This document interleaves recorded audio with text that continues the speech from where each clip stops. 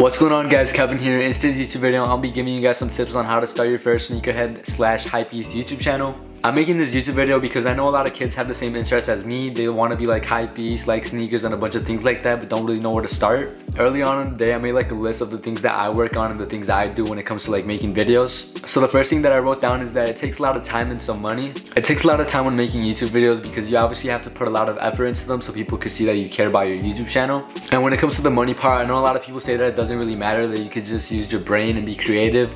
But when it comes to like hypey stuff like this, people aren't just gonna click on your video if you're like tying up your shoelaces or something. Okay, no, I kind of made a video on that. I can't say that.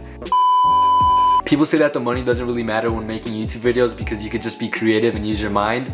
But it does kind of matter because like when you make videos, you do have to kind of like spend some money in order to get some views. Because for example, I've been like making videos and I spent money on Jordan 1s and things that people actually like, that people want to buy for themselves.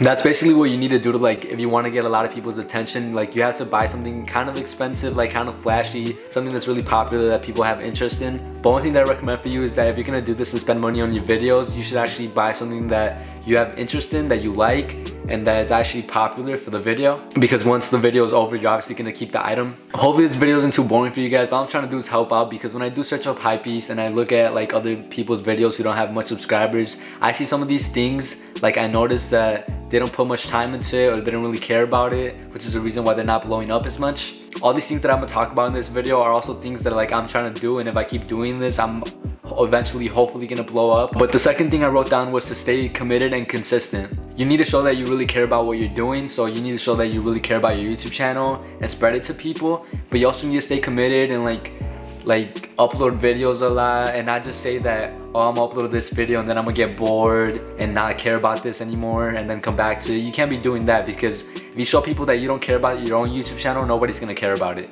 As simple as it sounds, if you don't care about your own YouTube channel, nobody's gonna care about it, because you're not showing yourself attention, so why should others? Those are two big things that I noticed that a lot of people don't do. They're not really proud of their own videos. And like, let's say one of their friends puts up the video on the TV, they're like kind of embarrassed of it, and that's not something you should be proud of. That is one thing I'm gonna say. If one of your friends puts like a video of you up on the screen and you're like kind of embarrassed and you're like kind of shy, I mean, yeah, it's not bad to be shy, but like if you're embarrassed of something that you made, then that's not gonna look good for you. That's why when you make videos, you need to try your best. Another thing that you need to do is, after you recorded the videos, you need to make sure that you edit right. This is so that people can like kind of feel the vibe that you're feeling when you're recording this, or like feel the vibe that you feel while you have this item on you. What I'm trying to say is to edit like the video good enough so people could feel how you feel with the item. Like, I don't know, because sometimes like you have an item and stuff and like you feel successful and all cool, and you want to make sure that you show that in the video by like editing it good.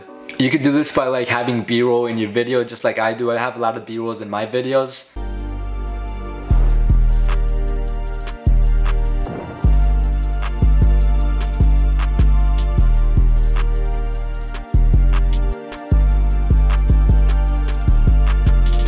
And then I add like a beat in the background and stuff. It just makes it feel like successful, like with you having like the item or something. Like let's say I have like a, because I made a video on Louis Vuitton wallet before. Let's say I have my wallet, right? I have it like, I'm showing this to the camera, I put it in my pocket, I put a beat, like if I'm like really successful. Type of things like that is what I'm talking about. It really excites people, even if you don't think it does. But with this B-roll, you want to make sure that you're doing it perfectly fine, and that when you're like using like your camera recording device, you don't shake as much, because then it's gonna make like the B-roll not good at all.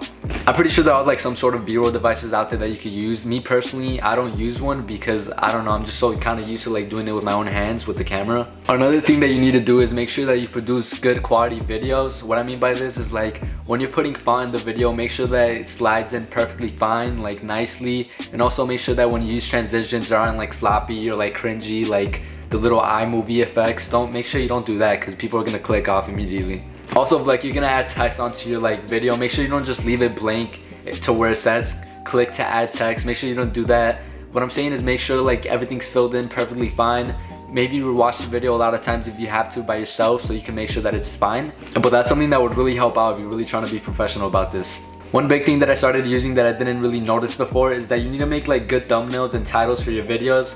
because the titles are the ones that are gonna make people click on your video because it's what they're searching for or what they're scrolling for. But the thumbnail is like the actual interesting part because they see a picture. But make sure you also add like text or like some sort of effect to your thumbnail. One big thumbnail app that I actually use myself is called Pixart. I'm not sure if you guys have heard about that or not. This video isn't sponsored by them, but it's really easy to use. You just add your picture, and if you want, you could also add like HDR effects, and like you could add your own little stickers if you want, just to like make it really creative. I'll put a clip up on the screen somewhere of like the actual thumbnail I made for this video. But also you want to make sure like that your descriptions in your video are really professional.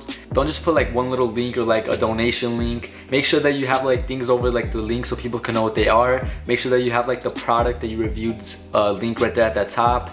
I'll put up a picture of what my description looks like in my videos right here. As you can see, it's really nice and organized. I even have some links to my social medias and to my previous videos so I could promote my own stuff. And at the bottom of the description, I do add hashtags so it can push the video more out there. But it's really professional looking, and that's what you should aim for. And finally, what you need to do is keep repeating all those steps that I told you guys and slowly like transfer onto like other platforms and slowly get bigger on them. What I mean by slowly starting to get bigger on other platforms, I mean like slowly start to get audiences like on different apps like TikTok, Instagram, just like apps like that, and then they'll slowly start going to your YouTube. It'll just make you like a bigger person because all those audiences start adding up and you just start spreading. That's what I'm gonna start doing with my TikTok. If you guys haven't already checked it out, I'll put the ad up here on the screen. But yeah, this process is simple but hard at the same time if you think about it, because it's simple because if you just think about it and like dedicate yourself to it, you can manifest it. But it's hard because there's like a lot of steps that people aren't used to. Also, like a little bonus that I wasn't gonna include in this video, just like make a list of like all your YouTube ideas, even if you can't do them. Like even if they're things that you have to do like when you're older, just like make a list of a bunch of them. But yeah guys, slowly all these things will help you out over time, hopefully. Leave a like on this video if it helped you out. Subscribe down below because by the end of this year, I'm gonna try my best to get to 1,000 subscribers. I'll link some videos down below if you guys haven't already checked those out. But hopefully you guys do have a good night day whenever you're watching. And yeah, peace.